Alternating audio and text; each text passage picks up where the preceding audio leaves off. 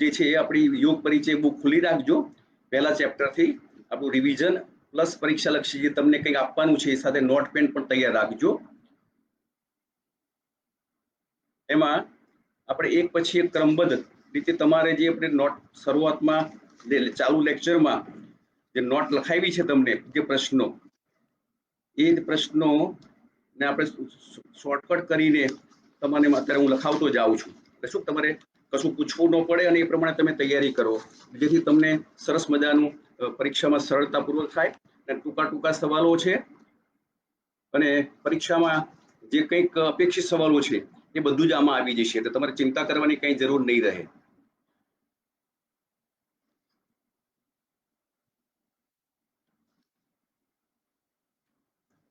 તો હું બોલતો જાઉં છું, પહેલા ચેપ્ટરમાં તમે બુક ખુલ્લી રાખજો।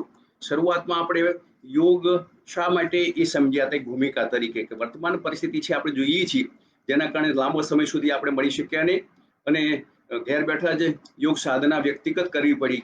આજે પણ આપણે એક નવી ટેકનોલોજીનો ઉપયોગ કરીને આપણે આ રીતે સંપર્કમાં રહીને આપણું કામ એક વિકસાવી રહ્યા છીએ। તો પહેલો સવાલ છે, નોટ કરો તમે બધા, કે યોગની બે ભ્રામક માન્યતા જણાવો। એક એક માર્કના મોટાભાગના સવાલો તમને ટૂંકા એક બે વાક્યના અથવા તો ખાલી જગ્યા પૂરવાના તમને પૂછાય મોટા ભાગે, અને થોડાક સવાલો જે બબે માર્કના પૂછાય એ પણ હું તમને નોટ કરાવતો જાઉં છું। તો તમે બધા સાથે સાથે હું બોલતો જાઉં એ પ્રમાણે લખતા જજો, જેથી આપણું રિવિઝનનું રિવિઝન, પ્રશ્નો પણ તમને મનમાં ચિંતા ન રહે કે કેવા હોઈ શકે, એ હું બોલતો જાઉં છું। તો પહેલો સવાલ લખો, યોગની બે ભ્રામક માન્યતાઓ જણાવો। અને તમારા પુસ્તકમાં પણ આ બધું નોંધ છે। પછી બીજો સવાલ તમારા શરૂઆતમાં પણ આપ્યું છે કે WHO એ આરોગ્ય માટે શું કહ્યું છે। પ્રસ્તાવનામાં આ એક પ્રશ્ન છે અને એમાંની વ્યાખ્યા પણ આપી છે કે જે વર્લ્ડ હેલ્થ ઓર્ગેનાઇઝેશન સંસ્થાએ આરોગ્ય માટેની જે વ્યાખ્યા આપી છે, એક માર્કના સવાલ બધા હું તમને લખાઈ રહ્યો છું। તો WHO એ આરોગ્ય માટે શું કહ્યું છે એ તમે એક નોંધ કરો।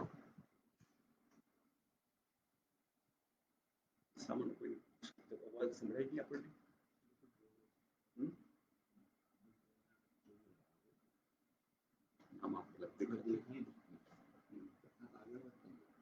હવે ત્રીજો સવાલ છે કે જે યોગની વ્યાખ્યાઓ આપી છે, એમાં ત્રીજો સવાલ એવો છે કે આપણે મહર્ષિ પતંજલિ પ્રેરિત યોગની બે પરિભાષા, તમે નોટ પણ કરેલું છે, મહર્ષિ પતંજલિ પ્રેરિત યોગની બે પરિભાષા એટલે કે અથવા યોગ અનુશાસનમ તમે લખ્યું છે ને, અને બીજી લખી છે કે યોગ ચિત્ત વૃત્તિ નિરોધ, આ એના જવાબ છે।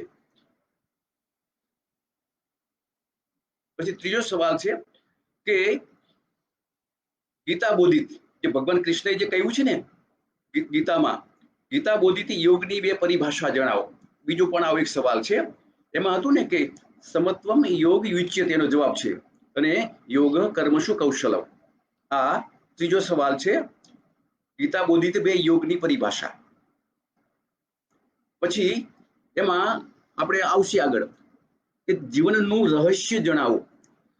જીવનનું રહસ્યમાં તમારે એના ક્રમમાં બધું આવશે, તમે જે નોટ કરેલી છે એમાં તમારી અગાઉની નોટમાં તમે ચેક કરતા જજો।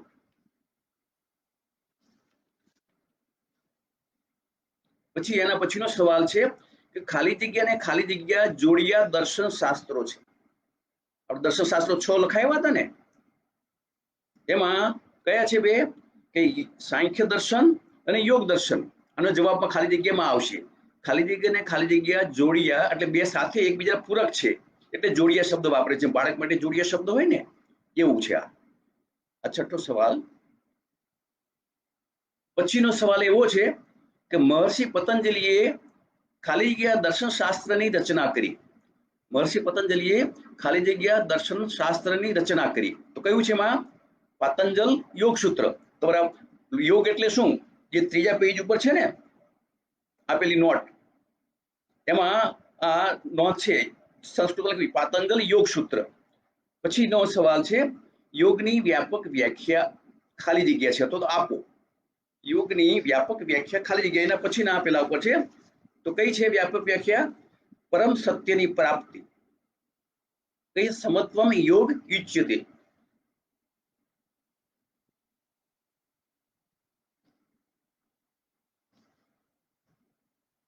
व्यापक व्याकरण परम सत्यની પ્રાપ્તિ એ યોગનું મુખ્ય પેલું છે। તમારે પેજ નંબર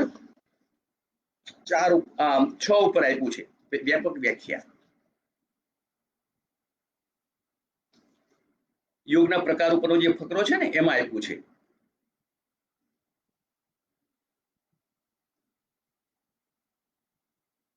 પછીના જે બધા યોગના પ્રકાર આપ્યા છે ને પેજ નંબર 6 ઉપર એમાં જ્ઞાન યોગ, તો એમાં જ્ઞાન યોગ માટે લખો જ્ઞાન યોગ દ્વારા જીવનનું ધ્યેય જણાવો। એ ફકરામાં બધા નોંધ ને અંડરલાઈન મેં તમને કરાઈ છે। જ્ઞાન યોગ દ્વારા જીવનનું ધ્યેય ખાલી જગ્યા છે તો જણાવો।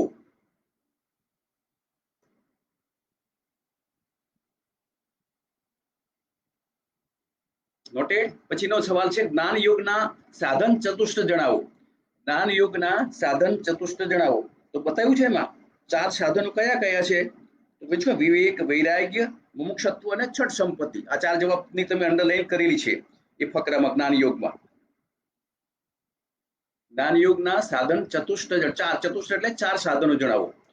પછી 4 સાધનોમાં જે કહ્યું છઠ સંપત્તિ, તો તમને બીજો સવાલ અલગ પૂછી શકે છઠ સંપત્તિ જણાવો। છઠ એટલે 6, તો એમાં આપ્યું છે ને શ્રમ, દમ, ઉપરતિ, તિતિક્ષા, શ્રદ્ધા અને સમાધાન, એ કૌંસમાં આપેલું જ છે। એની પછી તરત જ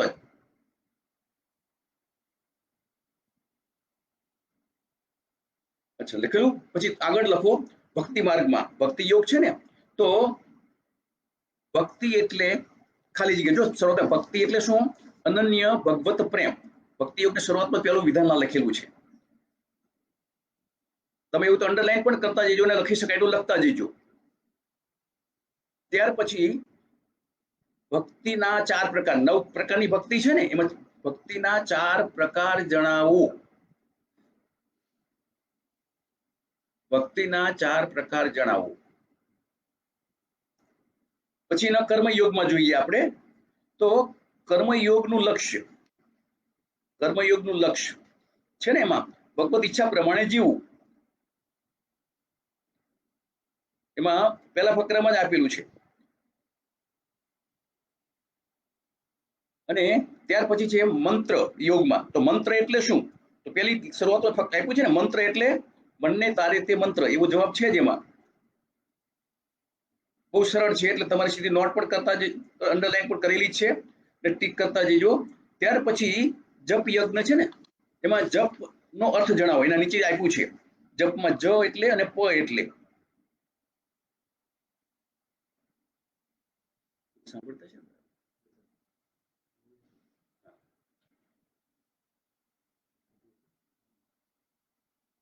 એનાથી સાંભળે બરાબર। પછી લોકો નો પ્રશ્ન છે મંત્ર શક્તિમાં ખાલી જગ્યા અનિવાર્ય છે। મંત્ર યુગમાં છે મંત્ર શક્તિમાં ખાલી જગ્યા અને ખાલી જગ્યા અનિવાર્ય છે। ચોથી લીટીમાં શ્રદ્ધા અને સમર્પણ, મંત્ર યુગમાં જે નીચે ફકરો છે ને એમાં શ્રદ્ધા અને સમર્પણ ચોથી લીટીમાં છે જેનો જવાબ। પછી એનો છે લય યોગ, તો લય યોગની મુખ્ય ભૂમિકા, લય યોગની મુખ્ય ભૂમિકા પહેલી લીટી છે ઓમકારની પદ્ધતિની રચના સાધના। ઓમકારની પદ્ધતિસરની સાધના એ લય યોગની મુખ્ય ભૂમિકા છે। આનો જવાબ છે। તો તમારે બહુ સરળ છે, નોટ કરતા જઈશો। પછી છે ખાલી જગ્યાને પામવા માટે માનવ શરીર એ સાધન છે। ખાલી જગ્યાને પામવા માટે માનવ શરીર એ સાધન છે, તો તમે એની અંદર શોધી કાઢજો।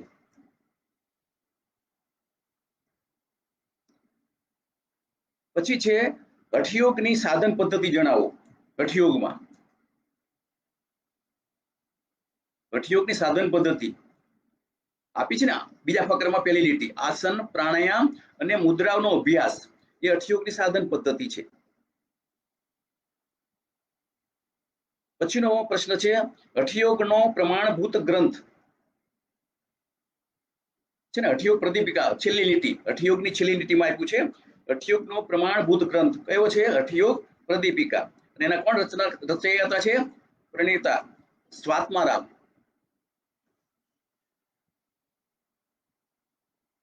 હઠયોગ પ્રવૃત્તિ પછી રાજયોગ ને અષ્ટાંગ યોગ કહે છે શા માટે, અથવા રાજયોગ ને અષ્ટાંગ યોગ શા માટે કહે છે? તેમાં 8 છે ને આપણે સોપાનો, એ તમારે બતાવવાના છે, એ તમારે આપ્યું છે એમાં.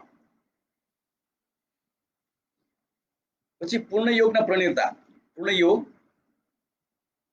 પહેલી લીટીમાં આપ્યું છે, કોણ છે? મહર્ષિ પતંજલિ. પૂર્ણ યોગના પ્રણેતા મહર્ષિ પતંજલિ છે. પછી એમાં છે યોગ સાધના ખાલી જગ્યા છે, એના પછી આવશે તમારે યોગ સાધના, એ તમારે જરા શોધી કાઢવાનું. કેટલીક બાબતો એવી છે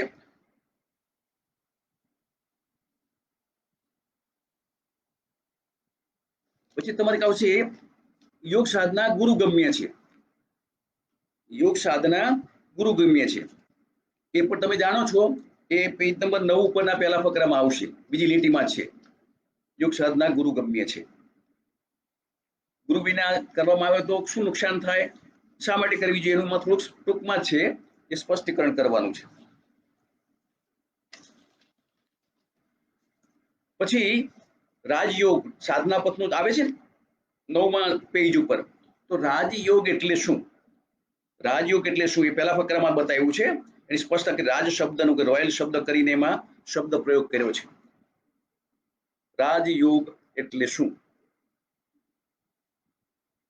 પછી આગળ એમાં નોંધ આવશે કે યોગ દુઃખ દૂર કરનાર ક્યારે બને.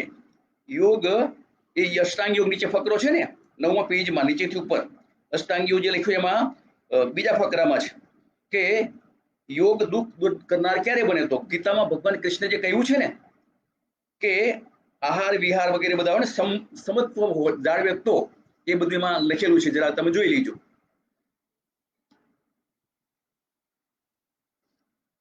પછીના પેજ, તેના નીચેના પેજ ઉપર આપ્યું છે યોગ સાધના માટે 7 અનિવાર્ય બાબતો.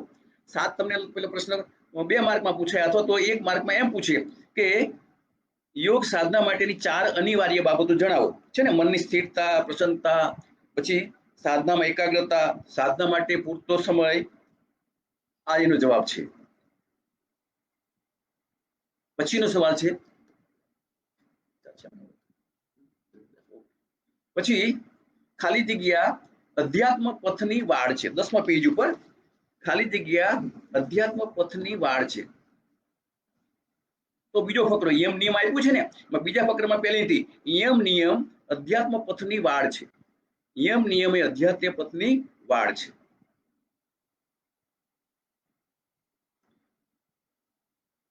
પછી એના પછીના સવાલમાં યમ નિયમને મહર્ષિ પતંજલિ ખાલી જગ્યા કહે છે. યમ નિયમને મહર્ષિ પતંજલિ એ લીટીમાં આગળ શું કહ્યું છે? સાર્વભૌમ મહાવ્રતો. અંડરલાઈન તમે કરેલું છે, સાર્વભૌમ મહાવ્રતો એનો જવાબ છે. પછી આવશે યમ એટલે ખાલી જગ્યા અથવા ખાલી જગ્યા. યમ એટલે ખાલી જગ્યા અથવા ખાલી જગ્યા. એ યમનો જે ફકરો છે ને એની અંદર એનો તમને જવાબ મળશે. પેલું આપ્યું છે અંડરલાઈન કરેલું છે પ્રિન્ટેડ. યમ એટલે આત્મસંયમ અથવા સ્વનિયંત્રણ. રેડી મટીરિયલ છે જ અંદર. આમાં મોટા ભાગે વ્યાખ્યાઓ તમારે દરેકમાં જે યમ નિયમ છે ને એની યાદ રાખવાની છે.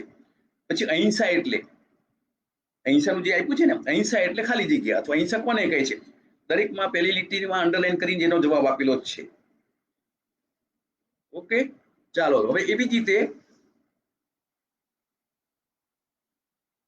નિયમના પાલનથી ખાલી જગ્યા કરી શકાય છે.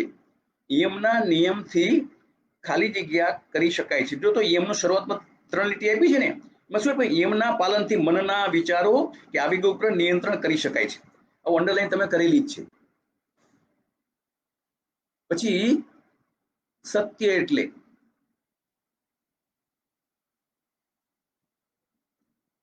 પછી એ તમે યમના નિયમથી ખાલી જગ્યા કરી શકાય ને એ લીટીમાં આગળ આપ્યું છે યમના પાલનથી ખાલી જગ્યા અને ખાલી જગ્યા બને છે.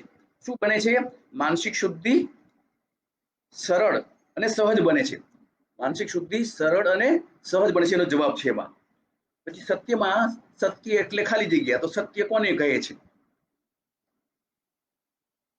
પછી એના પછીની લીટીમાં આપ્યું છે તરત જ બીજો પ્રશ્ન, સત્યના પાલનથી, સત્યથી કયા ગુણો વિકસાવી શકાય? સત્યથી કયા ગુણો? બહુ સરસ આપ્યું છે. જો નિર્ભયતા, વફાદારી, પ્રામાણિકતા વગેરે ગુણો વિકસાવી શકાય છે. એનો જવાબ પહેલી લીટીમાં છે. ટિક માર્ક કરો, અંડરલાઈન કરો.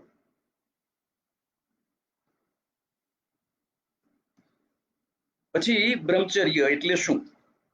બ્રહ્મચર્ય એટલે શું એ આપ્યું છે. એને તમે અંદર પણ બીજી અલગ અલગ રીતે પણ વ્યાખ્યાના આપણે જવાબો આપ્યા છે. તમને જે વાંચવું સારું સમજાય એ રીતે તમે લખી શકો. પછી ગૃહસ્થ માટેનો બ્રહ્મચર્ય માં ખાલી જગ્યા પર્યાપ્ત છે. એ છેલ્લી બે લીટી આપી છે. બ્રહ્મચર્યનો જે ફકરો છે ને એમાં ગૃહસ્થ માટેનો બ્રહ્મચર્ય ખાલી જગ્યા પર્યાપ્ત છે. તમે જાણો છો.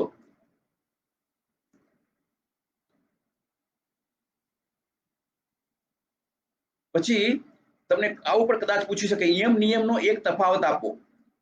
નિયમ નિયમનો એક તફાવત આપો. તો નિયમ એટલે શું, નિયમ એટલે શું, સામસામે એની વ્યાખ્યા મૂકી દો તો પણ ચાલે, અથવા તો તમને જે સારું સરળતાથી લખી શકાય એવું તમે લખી શકો.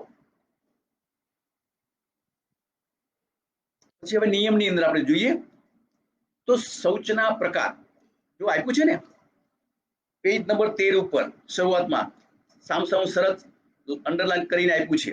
ચિત્ત વિષયક અને શરીર વિષયક કરીને આપ્યું છે. એટલે શૌચ બે પ્રકારનું, શારીરિક અને માનસિક, અને એમાં એના પ્રકાર પણ આપ્યા છે દરેકના ઉદાહરણ સાથે. તેમાં શૌચના પ્રકાર ઉદાહરણ સાથે જણાવો. પ્રશ્નાવો પૂછે.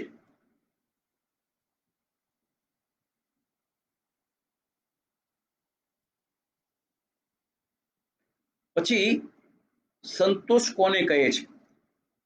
સંતોષની વ્યાખ્યા અંડરલાઈન કરેલી છે. સંતોષ કોને કહે છે? એ જ રીતે તપ માટે છે. તપ કોને કહે છે? તપ કોને કહે છે? શરૂઆત તમે પહેલી બીજી લીટીમાં જોશો ને એટલે તમને એનો જવાબ મળી જશે. ત્યાર પછીનો સવાલ છે તપના પ્રકાર. જો પેજ નંબર 14 ઉપર શરૂઆતમાં આપ્યું છે તપના પ્રકાર ઉદાહરણ સાથે જણાવો. તપના પ્રકાર ઉદાહરણ સાથે જણાવો.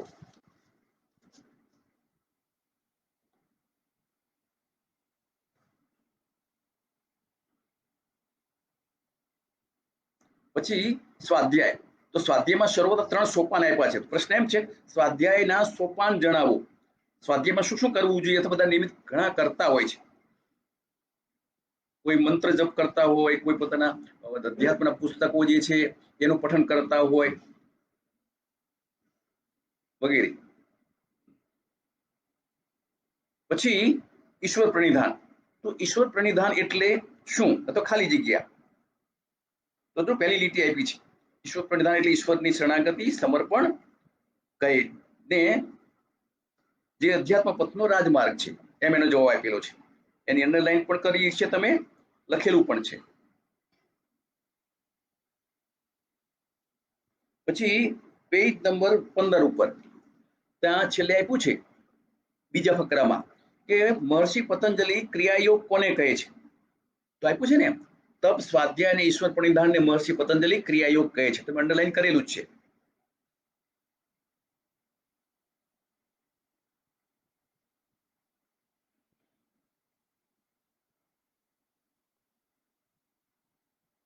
પછી રાજયોગની વિશિષ્ટતા આપેલી છે. પણ આપણે તો શું છે કે ટૂંકમાં જ બધા સવાલોના જવાબ તમે આપી શકો એવા પ્રશ્નો તમને પૂછવાનું આપણે આયોજન છે આ વખતે. એટલે એમાંથી તમે સરળ લાગે એવી યાદ રાખજો થોડીક 5 જેવી. તો ઈશ્વર રાજયોગની 4 વિશિષ્ટતાઓ જણાવો.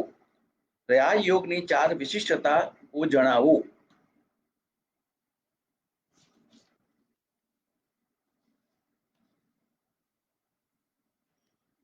પછી આસન. તો આસન એટલે શરૂઆત આપ્યું છે પહેલીથી. આસન કોને કહે છે? સ્થિરતમ સુખમ આસનમ. બીજા ફકરામાં સંસ્કૃતમાં પણ આપ્યું છે. શરીરની સ્થિર અને સુખદાયક સ્થિતિ એટલે આસન. આ એનો જવાબ છે.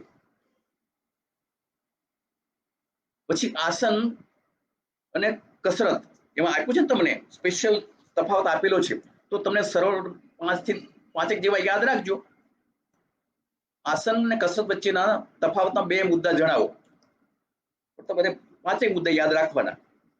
આ 2 માર્કનો સવાલ પૂછી શકાય. રાજયોગની 4 વિશિષ્ટતા છે ને એ 2 માર્કનો સવાલ પૂછી શકાય. સ્વાધ્યાયના સોપાન છે 2 માર્કનો સવાલ પૂછી શકાય. શૌચના જે ઉદાહરણ સાધન કહ્યું એ 2 માર્કનો પૂછાય. નિયમનો તફાવત છે 2 માર્કનો પૂછી શકાય. એટલે કયું છે યાદ રાખજો, 1 માર્કના અને 2 માર્કના, એવું જ રીતનું છે. મોટાભાગે 1 માર્કના, થોડાક 20 માર્કના સવાલ એવા હોય કે જે 2 માર્કમાં પૂછાય, એવું મને ત્યાંથી જણાવવામાં આવ્યું છે.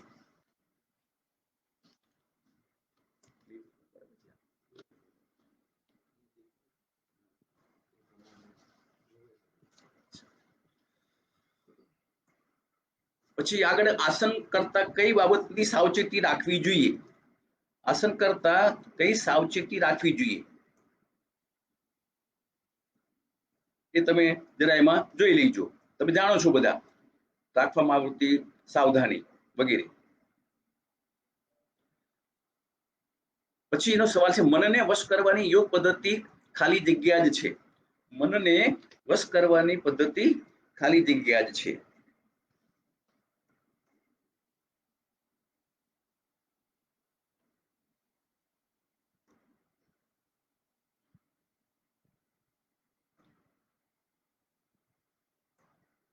તો એમાં પ્રાણાયામ, હા, એ પ્રાણાયામમાં જવાબ છે એનો.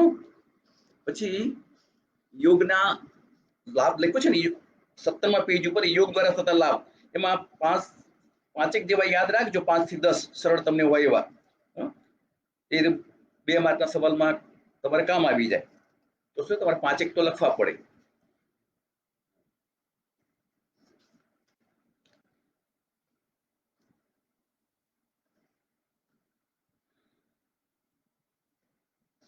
પછી આસન કોણ કરી શકે બધું આપ્યું છે ને, એમાં સાવધાની બધું વગેરે છે, એના નિયમો, સાવચેતી વગેરે. અને પ્રાણાયામ તમે જુઓ પેજ નંબર 21 ઉપર, તો એમાં મનને વશ કરવાની યોગ પદ્ધતિ પ્રાણાયામ છે, એમાં આપ્યું છે. અને છેલ્લી લીટી છે એમાં 21મા પેજ ઉપર છેલ્લી લીટીમાં આપ્યું છે, મનને વશ કરવાની યોગ પદ્ધતિ પ્રાણાયામ જ છે, એ આપેલું છે.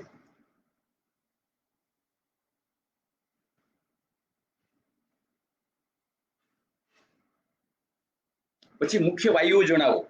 પ્રાણાયામમાં બધા જુદા જુદા આપ્યું છે ને, પ્રાણ, અપાન, ઉદાન, સમાન, વ્યાન આપ્યું છે ને, તે 5 નામ યાદ રાખવાના તમારે.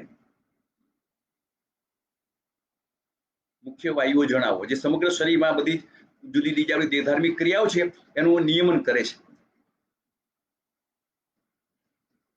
ત્યાર પછી પ્રાણાયામના લાભ આપણે તમે જાણો છો, જેમ આસનના લાભ છે, યોગના લાભ છે, તેમ પ્રાણાયામથી થતા લાભ. જો પેજ નંબર 24 એના ઉપર 4 એરો કરીને આપ્યા છે ને, બાકી પછી એમના આપ્યા છે, જમણી બાજુ પણ નાના એરો કરીને આપ્યા છે. તો પ્રાણાયામથી થતા લાભ થોડા 5 યાદ કરવાના.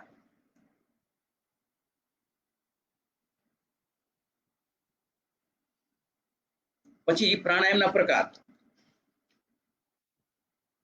પેજ નંબર 27 ઉપર પ્રાણાયામના પ્રકાર બતાવ્યા છે, 8 આપ્યા છે.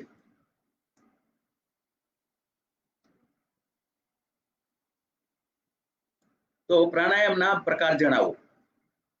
તમને આવડે એટલા લખવાના, મિનિમમ 4 અને 2 માર્કના સવાલ પૂછે તો 8 લખવાના, પણ 8 તૈયાર રાખવાના.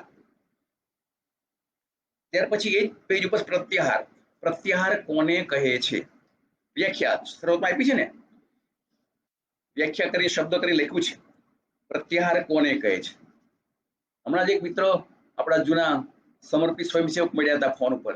મને કે સાહેબ, અમે આ લોકડાઉનમાં આપણે યોગમાં, બહિરંગ યોગમાં બરોબર સાધના થઈ કે, અને મિતાહાર સુધી પહોંચી ગયા, બહાર જવાયું નહીં ક્યાંય. એટલે સરસ યોગ પણ ઘેર થયો, નિયમ તો સચવાઈ ગયા, અને પ્રત્યાહાર પણ સરસ રહ્યો. બધી જ રીતે સાત્વિક જીવનની શરૂઆત થઈ ગઈ. એટલે અષ્ટાંગ યોગમાં અડધી સાધનામાં ઘણી સફળતા મળી, એવો લાભ મળ્યો એવું કહેતા હતા મિત્ર. પછીનો પ્રશ્ન, ધારણા એટલે? મહર્ષિ પતંજલિએ બતાવ્યું છે ને, એમાં અલગ અલગ વ્યાખ્યાઓ છે. ધારણા કોને કહે છે? તો મહર્ષિ પતંજલિ કહે છે એમ કરીને બીજી લીટીમાં આપ્યું છે, ધારણા એટલે ચિત્તનું કોઈ એક નિશ્ચિત વિષય પર એકાગ્ર થવું. આ યોગ સૂત્રમાં આપેલી વ્યાખ્યા છે, પેજ નંબર 29 ઉપર ધારણા. પછી નીચે આપ્યા છે, જો 5 સ્થાન આપ્યા છે, ધારણા કયા સ્થાન ઉપર કરવી. તો ધારણા સ્થાનના 4 પ્રકાર જણાવો. 5 આપ્યા છે ને, 5 તમારે યાદ રાખવાના. મિનિમમ તો તમે આપી શકો, વધારે આપો તો તમારું બહુ સારું જાણો છો, એક સારી ઇમ્પ્રેશન પણ તમારી ઊભી થાય. પછી આનો સવાલ, આ 2 માર્કનો સવાલ પૂછાય. ધારણાના 4 સ્થાન જણાવો ને, એ 2 માર્કમાં સવાલમાં પૂછી શકે. પછી ખાલી જગ્યાએ અંતરંગ યોગનું પ્રવેશ દ્વાર છે. ખાલી જગ્યાએ અંતરંગ યોગનું પ્રવેશ દ્વાર કયું છે? પ્રત્યાહાર. એ તમને લખાયેલું છે એ વખતે. પ્રત્યાહાર એ અંતરંગ યોગનું પ્રવેશ દ્વાર છે.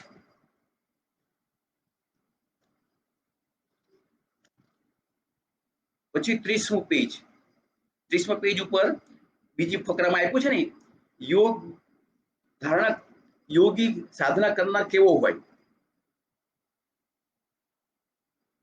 સાધના કરનાર યોગી કેવો હોય તેના 5 મુદ્દા આપ્યા છે. એ 2 માર્કના સવાલમાં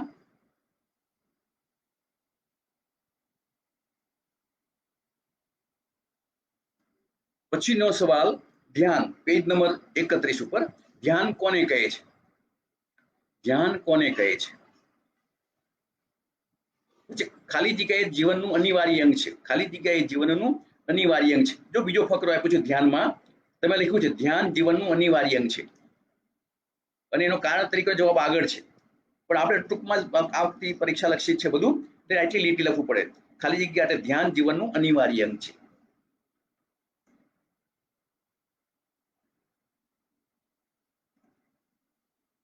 પછી એમાં આપ્યું છે ગીતામાં મન માટે શું કહ્યું છે?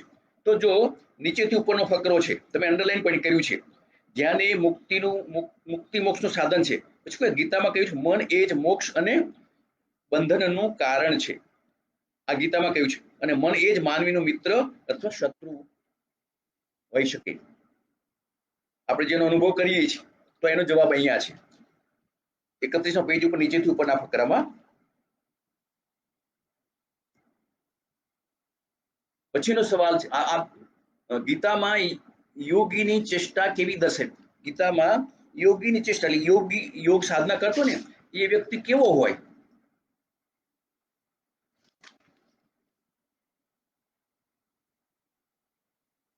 એવી ફકરામાં આપેલું છે. જો છે ને કે નીચે ઉપર ફકરામાં તમે મન એ મોક્ષને બંધનનું કારણ છે, નીચેના ફકરા તમે જુઓ એ કેવું છે. કર્મફળનો ત્યાગ, યોગી છે એ જે જીવનમાં આહાર, વિહાર, ધર્મચેષ્ટા, ઊંઘવા અને જાગવામાં ઔચિત્ય પ્રમાણ જાળવે છે. આ યોગીની ચેષ્ટા, સંતુલન, ટૂંકમાં સમતા, આ એનો જવાબ છે. આવી ચેષ્ટાઓ છે એની, આવી રીતે એનું જીવન પદ્ધતિ હોય.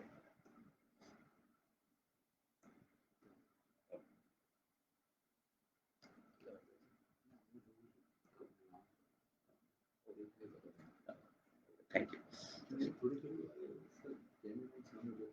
હા, ટાઈમ થાય, 9:30 સુધી, 9 વાગ્યા સુધી ચલાવવાનું છે. ના ટાઈમ તો છે જ, શું મને ખ્યાલ હોય ને એટલે જોઈએ. પછી આપણે સમજીએ એમાં નીચે આપ્યું યોગારૂઢ કોને કહે છે? છેલ્લી એન્ટ્રી છે 31મા પેજ ઉપર, યોગારૂઢ કોને કહે છે?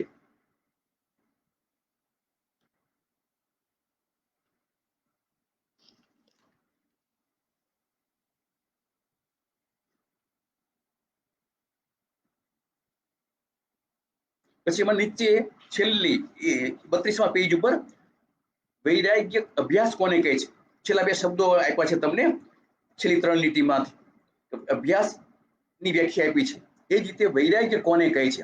આ એક માર્કની વ્યાખ્યાઓ છે અને એ તૈયાર રાખવી તમારે. અભ્યાસ કોને કહે છે અને વૈરાગ્ય કોને કહે છે?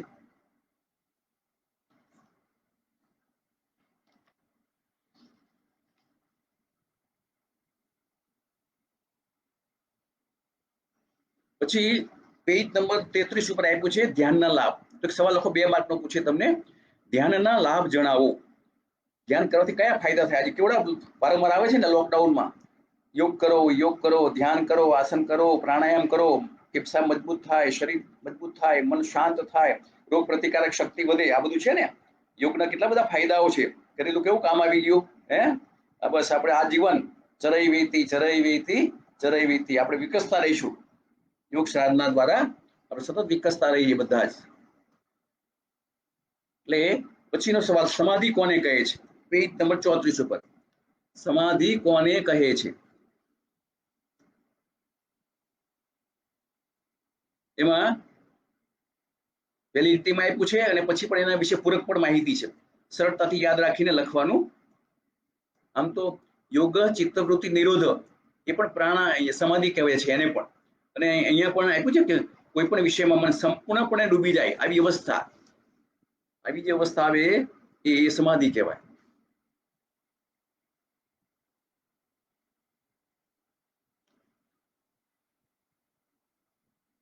પછી સમાધિમાં તમારે આવશે જમણી બાજુ પેજ નંબર 35 ઉપર વચ્ચે છે ગાઢ નિંદ્રા અને સમાધિ.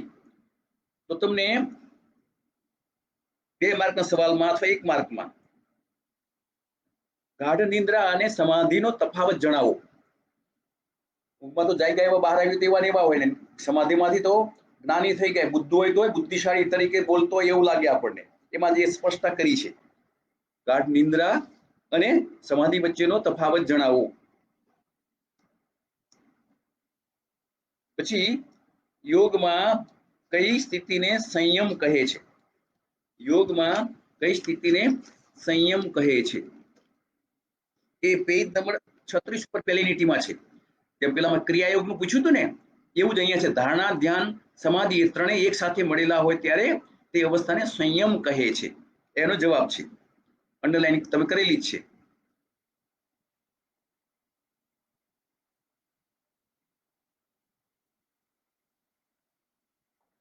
પછી તમે યોગાભ્યાસના લાભ પેજ નંબર 37 આપ્યું છે ને, યોગની અસર તો યોગથી થતા લાભ. આ 5-10 જેવા યાદ રાખવાના, પણ મિનિમમ તમારે 2 માર્કના સવાલ પૂછે તો 5 તો તમારે લખવા જોઈએ. યોગથી થતા લાભ, જે આસનના લાભ, પ્રાણાયામ લાભ હોય ને, એ રીતે આ પણ.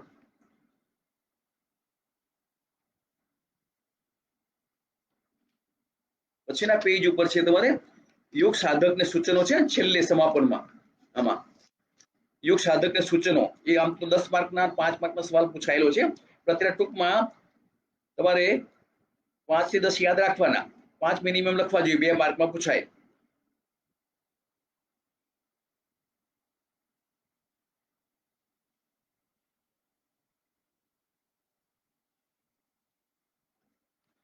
એટલે આપણે જે શરૂઆતનું જે હતું અષ્ટાંગ યોગના સંદર્ભમાં, એ આટલી વાતોને આપણે જરા ધ્યાનમાં રાખીશું. સાધકોના સૂચનો 47 પેજ ઉપર છે કે સાધકનું જીવન પદ્ધતિ, આહાર વિહાર, મનોવ્યાપાર વગેરે કેવું હોય, બધી સાવધાની એ બધું એમાં છે. હવે જે નવો વિભાગ શરૂ થાય છે, પેલું પીળું પેજ છે ને, એના પછી પડકાર અને નિરાકરણ. પડકાર અને નિરાકરણ પહેલું પેજ.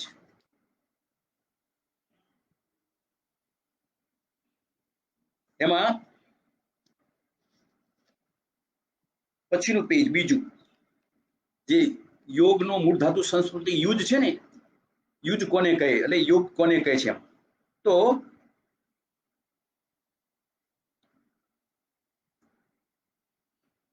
પ્રશ્ન એવો પૂછાય કે યોગનો અર્થ સંસ્કૃત શબ્દો આધારિત જણાવો. યોગનો અર્થ સંસ્કૃત શબ્દ આધારિત જણાવો. તો પહેલી રીતે યોગ શબ્દનું મૂળ સંસ્કૃત યુજમાં આપેલ છે. પછી સંસ્કૃત યુજ્યતે અનેન ઇતિ યોગ, આ એનો શબ્દ વિગ્રહ કર્યો છે, જેનો અર્થ જોડવું એમ થાય છે. બસ આ એનો જવાબ થાય પહેલી લીટી પેજ 2 ઉપર.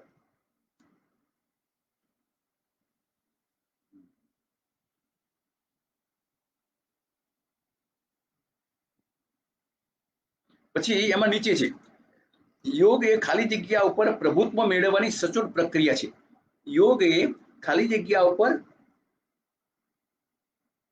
એ બીજો ફકરો પેલો વચ્ચે આપ્યું છે ને, યોગ એટલે જોડાણ પ્રક્રિયાનો જે એરો કરીને નીચેના ફકરામાં છેલ્લી લીટી, યોગ એ મનની લાગણીઓ પર પ્રભુત્વ મેળવવાની સચોટ પ્રક્રિયા છે. તમે અંડરલાઈન કરેલી જ છે, ટીક માર્ક કરી લો.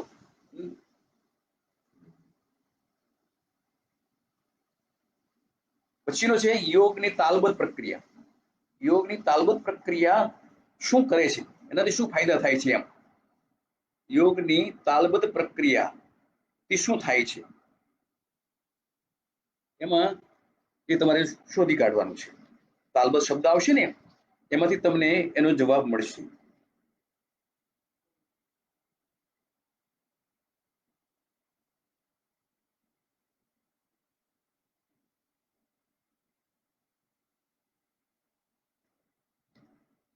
પછી એમાં મહર્ષિ અરવિંદ બીજો ફકરો છે પેજ નંબર 3 ઉપર.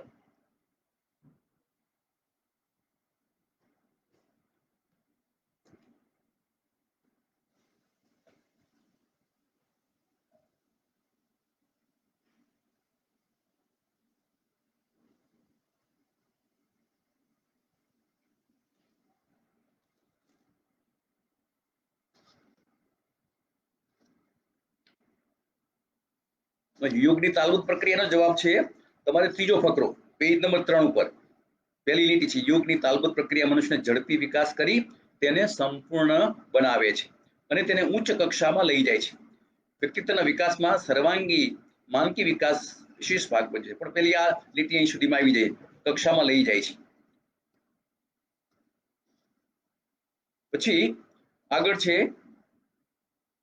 મહર્ષિ અરવિંદ વ્યક્તિત્વના કયા વિકાસ પર ભાર મૂકે છે. જો બીજો ફકરો છે પેજ નંબર 3 ઉપર. મહર્ષિ અરવિંદ માનવીના વ્યક્તિત્વના બહુમુખી વિકાસ પર ભાર મૂકે છે. બહુમુખી વિકાસ, સર્વાંગીણ વિકાસ કહીએ છીએ ને એની વાત બાજુ આગળ આવવાની છે. જો એના નીચે પછી આપી છે કયા બહુમુખી વિકાસ છે. ભૌતિક, શારીરિક, માનસિક, ભાવાત્મક, આધ્યાત્મિક વગેરે વગેરે.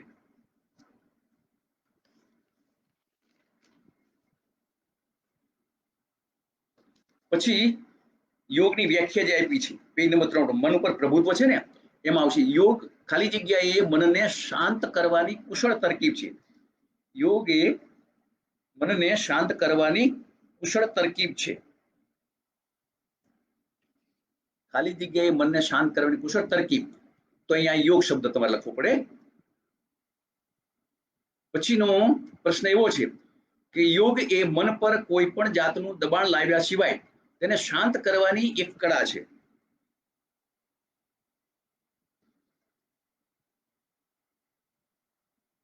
મનને દબાણ સિવાયની સરળ રીતે, સહજ રીતે, ધીરે ધીરે કરવામાં આવે તો એની સાધનામાં સરસ પરિણામો મળે છે. ખાલી જગ્યાએ મન પર કોઈ પણ જાતનું દબાણ લાવ્યા સિવાય તેને શાંત કરવાની એક કળા છે. એમાં યોગ.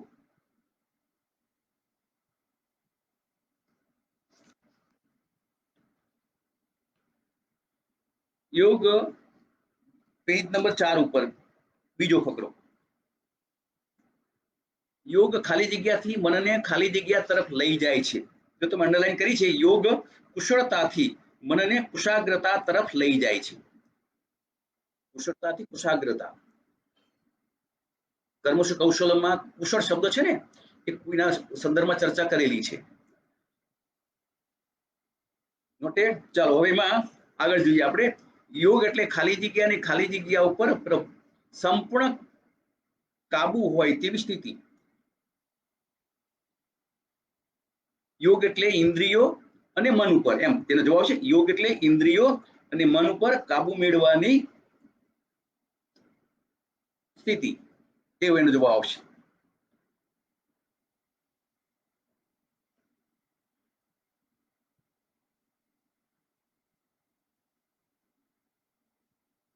પછી તમારે આવશે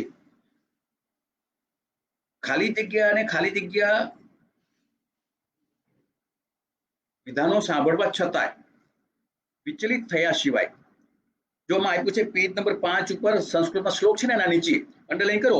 વિવાદાસ્પદ અને કટાક્ષપૂર્ણ વિધાનો સાંભળવા છતાંય વિચલિત થયા વગર જો તારું મન સ્થિર રહે તો તું યોગ પ્રાપ્ત કરી શકીશ. આ ભગવાન કૃષ્ણે અર્જુનને કહ્યું છે કે યોગ ક્યારે પ્રાપ્ત કરી શકાય, એ સંદર્ભમાં આ સવાલ છે. તો વિવાદાસ્પદ અને કટાક્ષપૂર્ણ આ આપણા જીવનમાં આપણા અનુભવ થતા હોય છે, ત્યારે પણ આપણે સંતુલન જાળવીએ અને શાંત રહીએ તો આપણે યોગ પ્રાપ્ત કરી શકવાની ક્ષમતા વાળા કહેવાઈએ. પછી એમાં આવશે નીચેના ફકરામાં બીજી લીટીમાં છે ખાલી યોગ એટલે ભાવનાઓની ખાલી જગ્યા અને ખાલી જગ્યા મનસ્થિતિ. યોગ એટલે શું કીધું? ભાવનાઓની દ્રઢ શબ્દ છે, દ્રઢ અને મક્કમ મનસ્થિતિ. યોગમાં આપણે ભાવનાઓ તો ઘણી બધી હોય, લાગણીઓ ઘણી બધી હોય, પણ એમાં દ્રઢતા પણ જોઈએ અને મક્કમતા પણ જોઈએ. નાની નાની વાતમાં આપણે ચલિત થઈ જઈએ, એમાં બાંધછોડ કરવા માંડીએ, એટલે યોગ સાધના આની સર્જન શક્તિમાં બે જોઈએ, કઈ દ્રઢતા અને મક્કમતા, એ એનું વિધાન છે.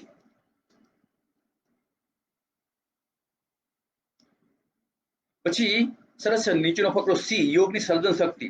તો એમાં પ્રશ્ન એવો તમને પૂછાય, યોગની સર્જન શક્તિ જણાવો. યોગની સર્જન શક્તિ જણાવો. તો એમાં પેજ નંબર 6 ઉપર શરૂઆતમાં 3 મુદ્દા આપ્યા છે. આ 1 થી 2 માર્કમાં યોગની સર્જન શક્તિ આપ્યું છે. મનને સાંત્વના આપી માનસિક ઉત્સવ કરે, યોગ કરતા કરતા શું આપણને લાભ થાય, પછી સૂક્ષ્મથી ઉચ્ચતર સ્તરે આપણને પહોંચાડે. પછી મનુષ્ય રહેલી કેવી સર્જન શક્તિ જે છે ને એનું વાસ્તવિક દર્શન કરાવે, કુશળતા આવે. યોગમાં કુશળતા આવતી જાય ને કરતા કરતા, એટલે એમાં ક્વોલિટી, આ યોગની સર્જન શક્તિ છે.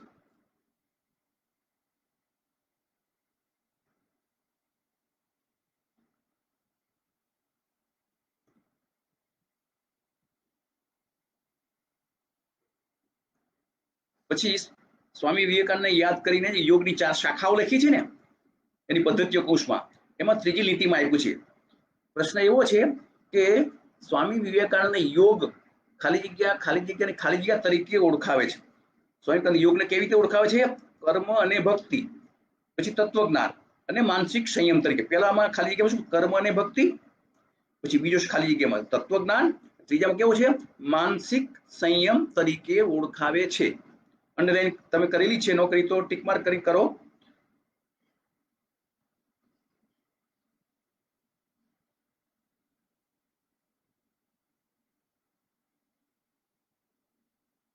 પછી આપણે આગળ જે બધા યોગના પ્રકારો જોઈ ગયા ને એમાં અહીંયા આપણે આપ્યું છે પાછું કર્મયોગ એટલે ખાલી જગ્યા, એમ આગળ લખ્યું છે એનું પુનરાવર્તન છે.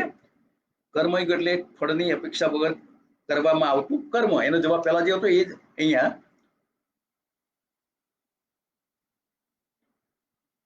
પછી નો સવાલ ભક્તિ યોગમાં.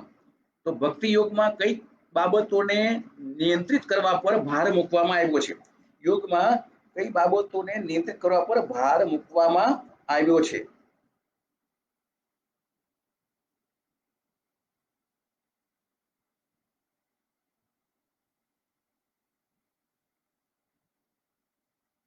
આપ્યું સર હોતલ પહેલી લીટીમાં છે, લાગણીઓને મનના આવેગોને નિયંત્રિત કરવા પર ભક્તિ યોગમાં ભાર મૂકવામાં, અંડરલાઈન ટિક માર્ક આપ્યું છે. એમાં સાધનાઓ ગમે તેટલી કરતા હોય પણ એની અનુભૂતિ આવી થવી જોઈએ, એ બહુ અગત્યનું છે.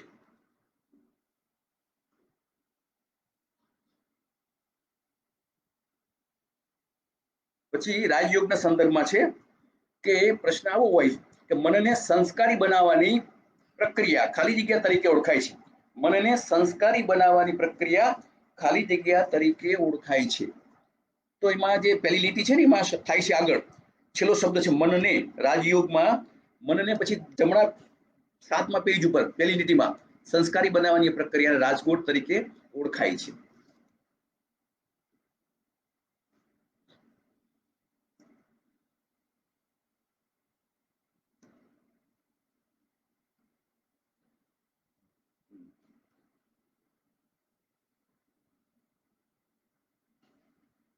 પછીનો સવાલ એવો છે કે મનને સર્વાંગી અને વ્યાપક વિકાસની, એ બીજા ફકરામાં આપ્યું છે. બીજા ફકરામાં છેલ્લા 2 શબ્દો પેજ નંબર 7 ઉપર મનના સર્વાંગી અને વ્યાપક વિકાસની પ્રક્રિયા યોગ સૂત્રમાં દર્શાવવામાં આવી છે. ક્યાં? યોગ સૂત્રમાં દર્શાવવામાં આવી. યોગ સૂત્ર કેન્દ્રમાં તો મન જ છે ને, અને મનનું જ આમાં શરીરના માધ્યમથી એ ઉર્ધ્વીકરણ કરવાનું છે. એ અષ્ટાંગ યોગની સાધનાનો મૂળ હેતુ છે. એટલે આપણે આ યોગ સૂત્રમાં દર્શાવ્યું છે.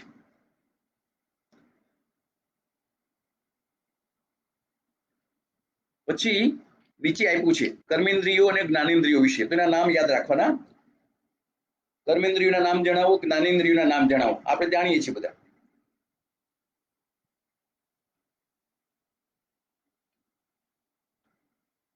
પછી બહિરંગ યોગ ઉપર આપ્યું છે આપણે 4 પહેલા જે 5 સોપાન છે બહિરંગ યોગ છે, અને છેલ્લા 3 સોપાન છે કયા છે?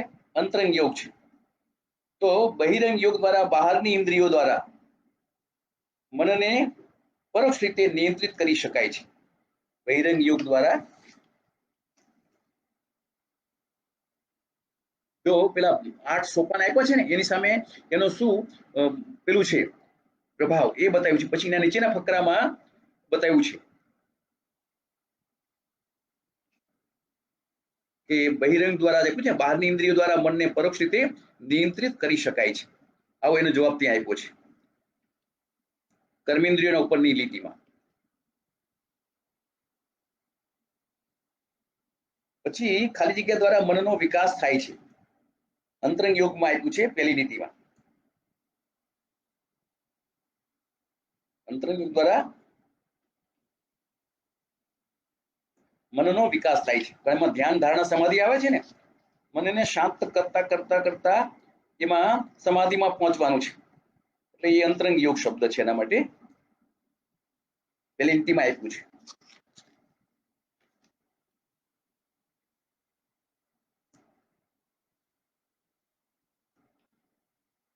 પછી કયા સર્વાંગી વિકાસથી, પ્રશ્ન એવો છે કયા સર્વાંગી વિકાસથી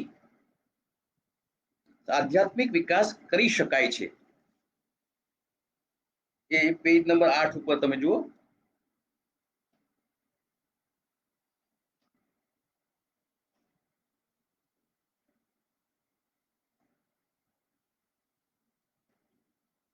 તો યોગ દ્વારા જે આપણે જુદા જુદા પ્રકારની જે સાધનાઓ કરીએ છીએ ને એમાં જે વ્યક્તિત્વ વિકાસ થાય છે એમાં તમને આનો જવાબ મળશે.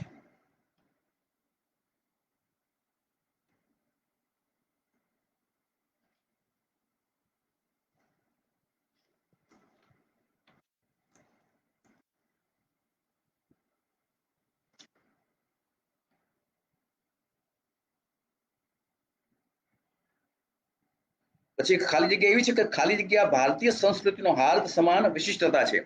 ખાલી જગ્યા ભારતીય સંસ્કૃતિનો હાર્દ સમાન વિશિષ્ટતા છે. તો શું હવે યોગની અલગ અલગ રીતે ઘણી બધી વ્યાખ્યાઓ પણ કહી શકો, પણ એ પોતાની બનાવેલી સચોટ તો આપણે આગળ આપી દીધી. સચોટ વ્યાખ્યા તો યોગની કઈ છે? યોગ કર્મનું શું કૌશલ. યોગ ચિત્તવૃત્તિ નિરોધ એ સચોટ વ્યાખ્યા છે યોગની. એ તમે નોટ ન લખી તો લખી લો. યોગની સચોટ વ્યાખ્યા જણાવો. એટલે આપણે વ્યાપક વ્યાખ્યા લખી હતી, સચોટ વ્યાખ્યા. સચોટમાં કઈ છે? યોગ ચિત્તવૃત્તિ નિરોધ.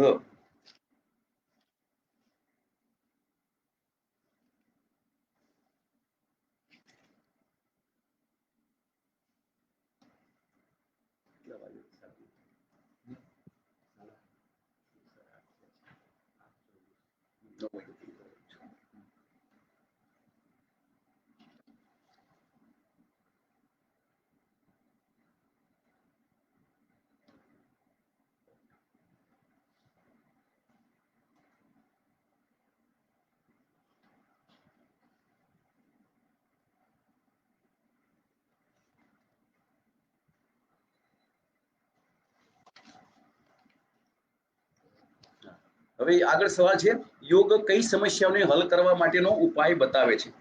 યોગ કઈ સમસ્યાઓને હલ કરવા માટેનો ઉપાય બતાવે છે?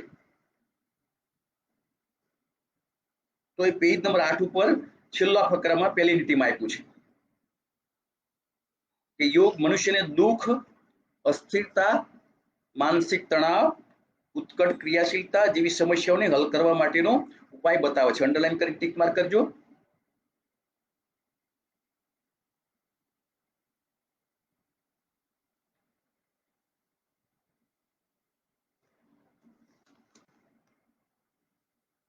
અને પેલું તમે હમણાં લખ્યો ને ભારતીય સંસ્કૃતિનો હાર્દ સમાન વિશિષ્ટતાઓ કઈ છે?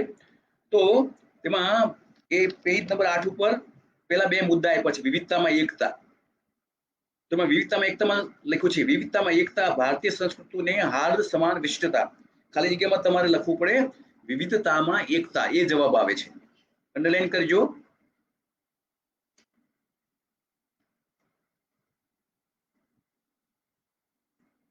પછી કઈ સમસ્યાનો તમે અંડરલાઈન કરી નોટ કરી છે? હવે યોગ દ્વારા કઈ શક્તિઓનો સંતુલિત વિકાસ કરી શકાય છે? યોગ દ્વારા કઈ શક્તિઓનો સંતુલિત વિકાસ કરી શકાય છે?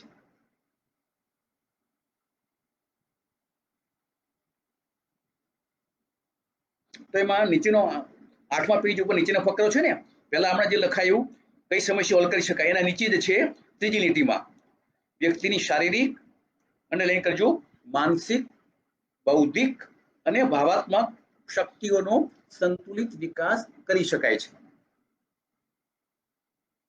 એટલે સર્વાંગીણ વિકાસની જે વાત આવી હતી ને એ રીતે એ જ આ વાત છે.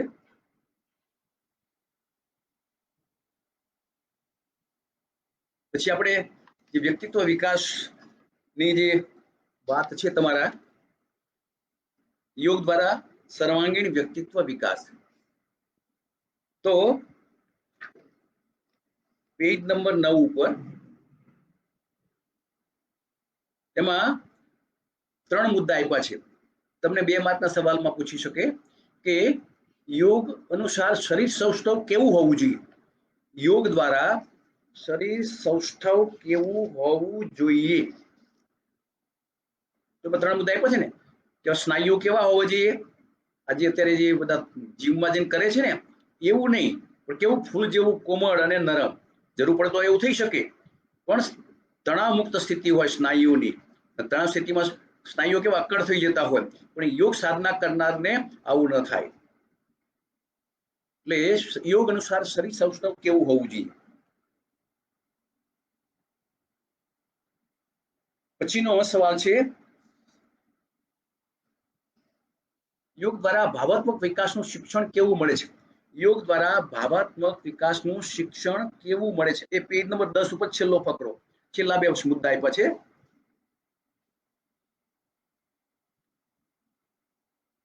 નંબર પણ આપ્યો છે પહેલો અને બીજો. તો યોગ દ્વારા નીચે મુજબનું શિક્ષણ મળે છે ને, લાગણીઓને સંવેદન મુક્ત બનાવી વ્યવસ્થિત રીતે વાળી શકાય. લાગણીમાં આવીને માણસ સાથે કેટલા બધા નથી સમસ્યાઓ ઊભી કરે છે અને પછી મુશ્કેલીઓ ઘણી બધી થાય છે, પણ નિયંત્રણ, સંવેદન મુક્ત બનાવવાનું લાગણીઓને, વાસ્તવિકતા, ક્ષમતા, સમત્વમ યોગ યુજ્યતે, અનુશાસન, આ બધી જે વ્યાખ્યાઓ છે ને એનો ઉપયોગ અહીં કરવાનો છે. બીજો કયો છે એનો મુદ્દો? લાગણીઓની ચંચળતાને અસ્તવ્યસ્ત કરી તેનો વિસ્તાર કરીને તીવ્રતા ઓછી કરી શકાય. આપણામાં ઘણી બધી લાગણીઓ હોય છે, પણ એનું જરા વ્યવસ્થિત સમજીને ઓળખીને એનું સમય પ્રમાણે એની ગોઠવણી કરવી જોઈએ. તો પછી એની જે તીવ્રતા હોય ને, નાની વાતમાં દુઃખી થતા હોય, એક્સાઇટ થતા હોય, ધડકતા હોય, મૂંઝાઈ જતા હોય, ઘણું બધું કરતા હોય છે લોકો, પણ એનું નિયંત્રણ થાય. આ ભાવાત્મકતા છે ને, ભાવુકતા, સેન્સિટિવ શબ્દ જેના માટે પણ વાપરતા હોય છે, ઇમોશનલ શબ્દ છે જેના માટે ઇંગ્લિશમાં. તો આપણે આવું આમાં ભાવાત્મક રીતે કરવું જોઈએ, શિક્ષણ આવું મળે. પછી આ 2 માર્કનો સવાલ છે, હમણાં તમને લખાયા બધા છેલ્લા 2 માર્કના છે. પછી યોગની પદ્ધતિમાં કેવી રીતનો વ્યક્તિત્વ વિકાસ થાય છે? યોગની પદ્ધતિમાં કેવી રીતનો વ્યક્તિત્વ વિકાસ થાય છે? તો પેજ નંબર 11 ઉપર આપ્યું છે.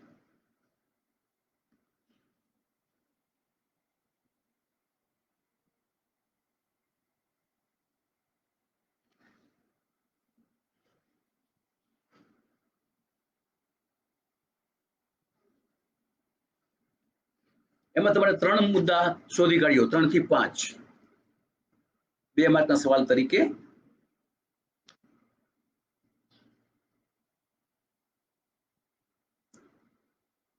પછીનો છે વ્યક્તિત્વ વિકાસ બૌદ્ધિક ધોરણે.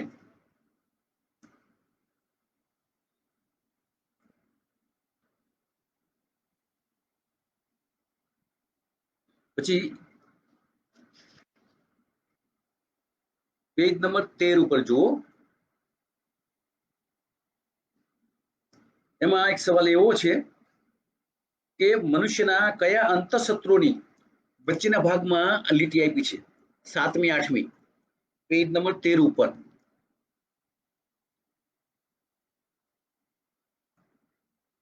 મતલબ 6 દુશ્મનો, માનવીની આંતરિક શક્તિઓના 6 દુશ્મન બતાવ્યા છે: કામ, ક્રોધ, લોભ, મોહ, મદ, ઈર્ષા, આ બધા છે. તો આની ગુલામી ધીરે ધીરે મુક્ત થવાય અને નિયંત્રણ થઈ શકે, એ આ પ્રશ્નનો જવાબ છે. 2 માર્કમાં તમે યાદ રાખો. કયા અંતઃશત્રુના ગુલામીમાંથી યોગ દ્વારા ધીરે ધીરે મુક્ત થવાય છે. પછી પેલો સવાલ મને લખ્યો ને, યોગની પદ્ધતિમાં કેવી રીતનો વ્યક્તિત્વ વિકાસ થાય છે. પેજ નંબર 12 ઉપર તમને 6 મુદ્દા આપ્યા છે. 12 ઉપર 4 અને પછીના 13 ઉપર 2 મુદ્દા આપ્યા છે, નંબર સાથે આપેલા છે. જે બધાનો આમ તો સાર છે. અગર તમે જે વ્યક્તિત્વ વિકાસમાં જોયું ને, શારીરિક, માનસિક, બૌદ્ધિક, આધ્યાત્મિક, એ બધાનો આ સમન્વય કર્યો છે અહીંયા 6 મુદ્દાઓમાં.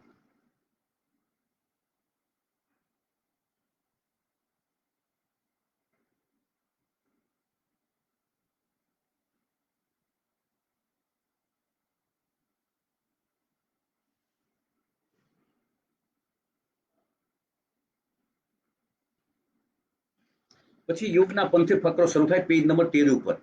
તો એમાં એક સવાલ એવો છે, યોગના પંથે વ્યક્તિમાં કેવો વિકાસ જોવા મળે છે? યોગના પંથે વ્યક્તિમાં કેવો વિકાસ જોવા મળે છે? તો જો માં પહેલો ફકરો આપ્યો છે 14મા પેજ ઉપર. યોગના પંથે જે વ્યક્તિ સાધના કરતો હોય ને, શું આપણે શરીર હળવું બને, મન પ્રલોભન રહિત બને, ચામડીમાં ચટકાટ આવે, અવાજમાં મધુરતા આવે, પછી મળમૂત્ર ગંધ રહિત બને, શરીર પાતળું બને, ચહેરા પર તેજ આવે, અવાજમાં કેવી આવે? દિવ્યતા. બોલે તો અવાજમાં આપણને સાંભળવો ગમે, દિવ્યનાથ શબ્દ વાપર્યો છે. પછી નેત્રો કેવા બને? આમ આંખોને આમ નિર્મળતા દેખાય, આંખોમાં ચંચળતાના બદલે નિર્મળતા દેખાય. શરીર ટોટલી કેવું? તંદુરસ્ત થઈ જાય, કામ વાસના નિયંત્રિત થાય, ભૂખ ઉઘડે, નાડી શુદ્ધ બને. આ બધા એના અનુભૂતિ છે યોગ સાધનાની. તો આપણો આ માર્ગ છે સૌનો. આ માર્ગે આપણે બધા વિકસતા રહીએ.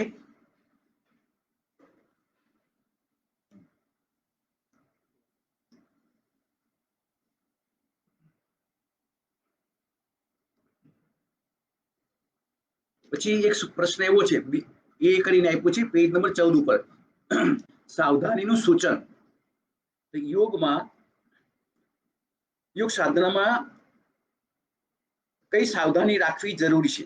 યોગ સાધનામાં કઈ સાવધાની રાખવી જરૂરી છે? તમે જાણો છો, આગળ સાવચેતી આવી ગઈ ને, સૂચનોમાં પણ આ બધું આવી ગયું છે. આ પુનરાવર્તન રૂપે છે, પણ છતાં કે યોગમાં ધીરે ધીરે શરૂઆત કરવી પડે.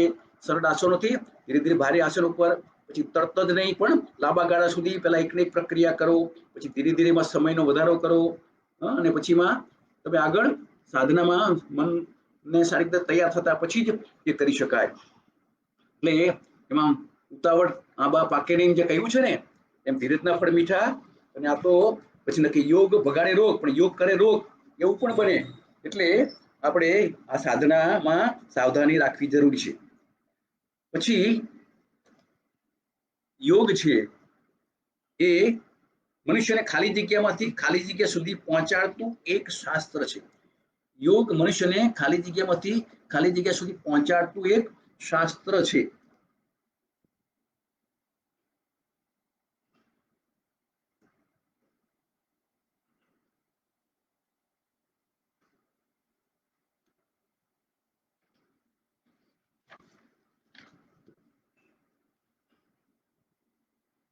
તો જીવનશૈલી તરીકે યોગ અને સમાજ 1.6 નો જે આપ્યો છે 14મા પેજ ઉપર ફકરો, તો કેવું છે? મનુષ્યને પશુતામાંથી પૂર્ણત્વ સુધી પહોંચાડતું એક શાસ્ત્ર છે. કેવું? પશુતામાંથી પૂર્ણત્વ તરફ. મહર્ષિ અરવિંદનો આવ્યો હતો ને પૂર્ણ યોગ. સામાન્ય માણસ ને કહેવું પડે, માણસ થા માણસ. આ રૂડો રૂપાળો દેખાતો હોય છતાં પણ કેમ કહેવું પડે? તો યોગની સાધના દ્વારા એક વ્યક્તિ આવામાંથી આવવો પડે. વાલીઓ જેમ વાલ્મીકી થઈ ગયો ને, કેટલા બહારવટીયાઓ કેવા સંત થઈ ગયા, પ્રાતસ્મરણીય થઈ ગયા. એવું જ આ યોગ સાધનાનો પ્રભાવ છે, એની અસરકારકતા છે, એની અનુભૂતિ છે. તો આ એનો જવાબ છે, અંડરલાઈન ત્યાં કરો. તો જીવનશૈલી તરીકે જે સમાજ છે એમાં એનો આ જવાબ પહેલી લીટીમાં આપ્યો છે.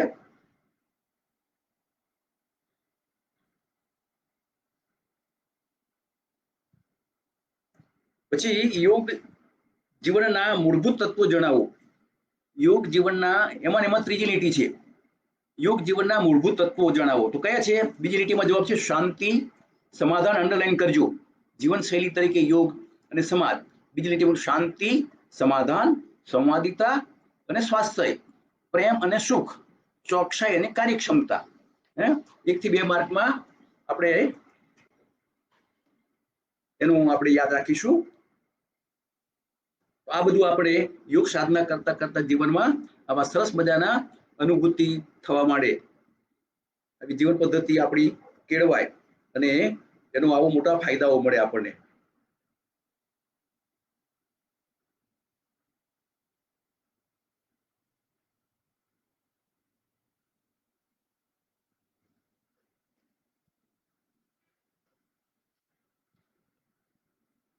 પછી પેજ નંબર 15 ઉપર નીચે આપ્યું છેલ્લો, યોગ કેવા પ્રકારના આદર્શ સમાજની રચના કરી શકે છે? અંડરલાઈન કરો. આપણે આધ્યાત્મિક શબ્દ અગત્યનો છે, પરિપાક શબ્દ આધ્યાત્મિકમાં બધું જ આવી જાય. આધ્યાત્મિકતા જ આદર્શ સમાજની રચના કરી શકે છે. ખાલી જગ્યા આદર્શ સમાજની રચના કરી શકે છે. કોણ? આધ્યાત્મિકતા. આપણે આ યાદ રાખીશું. પછી એમાં છે આધ્યાત્મિકતા જ, એના ઉપર લીટીમાં આધ્યાત્મિકતા સામાજિક પુનઃરચનાનો આધાર સ્તંભ છે. સમાજમાં છિન્નભિન્ન થઈ ગયું, બધું મૂલ્યો ખોવાઈ ગયા હોય, લોકો ફાવે તેમ વર્તતા હોય, ત્યારે જો વ્યક્તિમાં આધ્યાત્મિકતા આવી જાય તો એની સામાજિક સ્વાસ્થ્ય જે જળવાવું જોઈએ, પરસ્પર જે પૂરક અને સંવાદી જીવન જે બનવા જોઈએ, એ પ્રકારનું એક સરસ સમાજનું નિર્માણ થાય. આદર્શ સમાજ, ડિવાઇન સોસાયટી જેને કહેવાય, એ રચના કરવાનો હેતુ આપણો આ યોગનો છે. એટલે આધ્યાત્મિકતા જ આદર્શ સમાજની રચના કરે અને સામાજિક પુનર્રચના પણ કરે.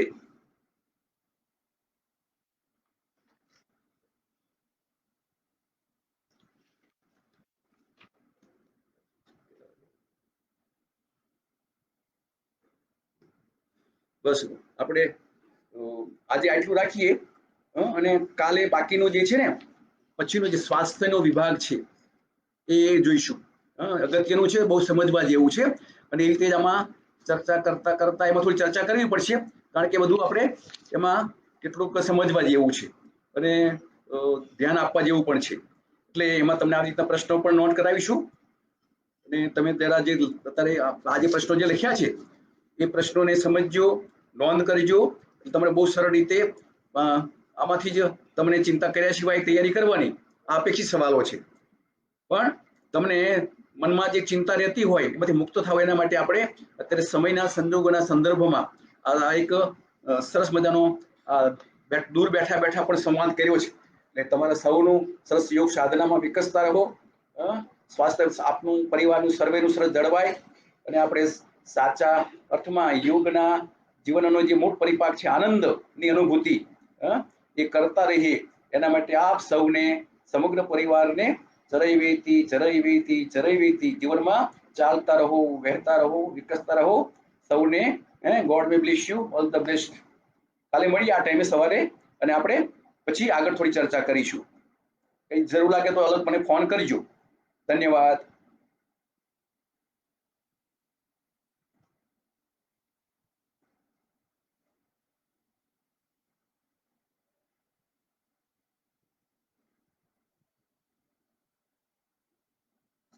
Thank you.